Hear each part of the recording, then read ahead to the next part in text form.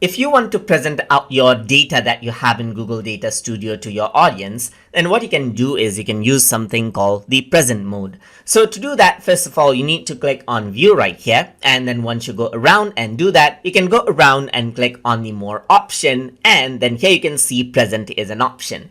Once you go around and click on present, then you can see that your report goes full screen right here, just like this, and there is nothing else.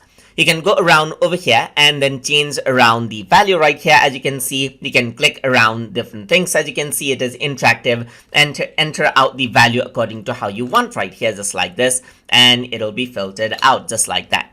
So you can go around right here, and let's say, for example, I'm going to type in Xbox right here, just like this, with the capital X right here, just like this, and you can see that it is very, very interactive.